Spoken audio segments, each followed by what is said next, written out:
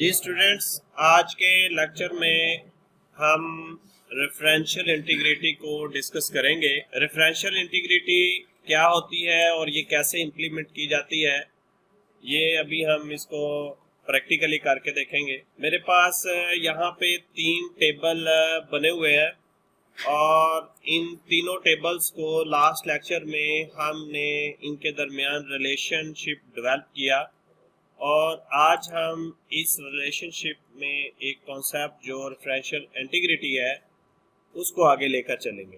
अब referential integrity करती क्या है और ये कैसे इम्प्लीमेंट होगी, यहाँ पे हम इस लाइन पे जब डबल क्लिक करते हैं तो आपके पास एक डायलॉग बॉक्स खुल जाएगा और इस डायलॉग बॉक्स में यहाँ पे एक ऑप्शन आपको नजर आ रही है, इन्फोर्स रेफरेंशियल इंटीग्रिटी। अगर हम इस चेक बॉक्स को चेक कर देते हैं तो और उसके बाद ओके कर देते हैं तो ये रेफरेंशियल इंटीग्रिटी क्या करेगी।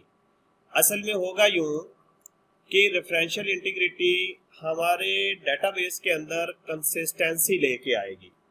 मसलन क्या मतलब ये कि अगर मेरे पास सेल्स टेबल के अंदर कोई रिकॉर्ड पड़ा हुआ है, फर्ज करें एक कस्टमर है नोमान ने कुछ सेल्स की हुई है, तो अगर हम कस्टमर नोमान को डिलीट करना चाहेंगे कस्टमर टेबल से तो वो डिलीट नहीं होगा उस वक्त तक के जब तक उसका करस्पॉन्डिंग रिकॉर्ड किसी दूसरे टेबल के अंदर पड़ा हुआ है, यानी सेल्स के अंदर।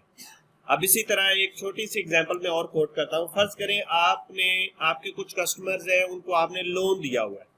अब एक कस्टमर आपसे लोन लेके गया हुआ है, फर्ज करें 5 लाख 10 लाख लोन लेके गया हुआ है। लोन के टेबल में उसका रिकॉर्ड पड़ा हुआ है कि इस बंदे ने इतना लोन देना है।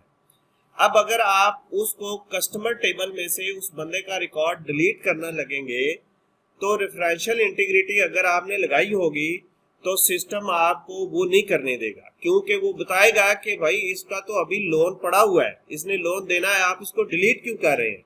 तो ये है रेफरेंशियल इंटीग्रिटी का फायदा कि आप एक टेबल में से अगर रिकॉर्ड डिलीट करने लगेंगे या रिकॉर्ड को अपडेट करने लगेंगे या रिकॉर्ड को तब्दील करने लगेंगे तो उसका करस्पॉन्डिंग रिकॉर्ड जो किसी दूसरे टेबल में पड़ा हुआ है वो भी उससे अफेक्ट होगा, वो आपको ये करने नहीं देगा।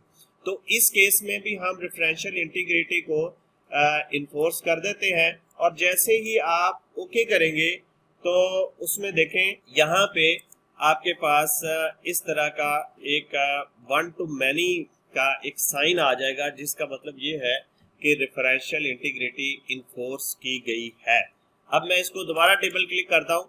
अब 2 फील्ड यहाँ पे मेरे पास और भी है, एक है कैस्केड अपडेट रिलेटेड फील्ड और cascade delete related field. Update का मतलब ये है कि फर्ज करें अगर कस्टमर टेबल में जो कस्टमर आईडी है वो अगर अपडेट आप करते हैं, उसको तब्दील करते हैं, तो उसकी जो करस्पॉन्डिंग आईडी यहाँ पे दी हुई है टेबल सेल्स के अंदर वो भी उसी हिसाब से अपडेट या तब्दील होगी।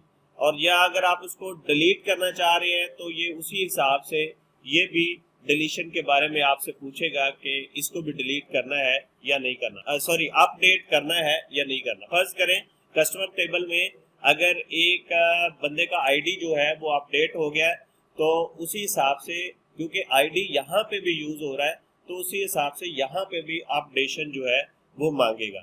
लेकिन इस डेटाबेस के केस में क्योंकि यहाँ पे हमने ऑटो नंबर दिया हुआ है तो ऑटो नंबर तब्दील नहीं होगा, तो इस केस में ये हमारे लिए इतनी हेल्पफुल नहीं होगी। लेकिन अगर ऑटो नंबर नहीं है डाटा टाइप तो उस केस में ये काफ़ी हेल्पफुल होगी हमारे लिए।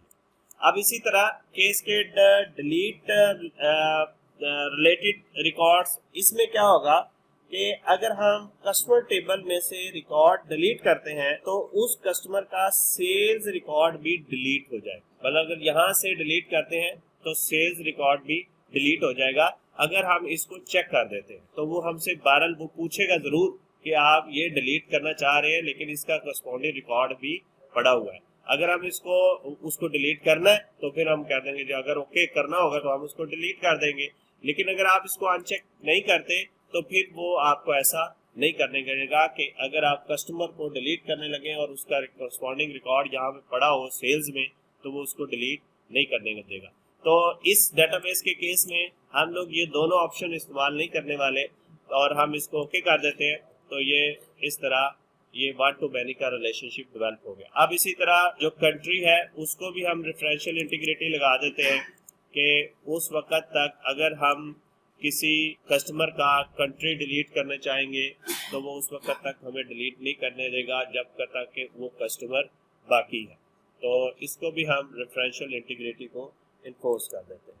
तो ये था स्टूडेंट रेफरेंशियल इंटीग्रिटी का कॉन्सेप्ट, जिसकी मदद से हम अपने टेबल्स को कंसिस्टेंट बना सकते हैं। गैर ज़रूरी डाटा रेफरेंशियल इंटीग्रिटी की मदद से हमारे टेबल्स में नहीं पड़ा होगा।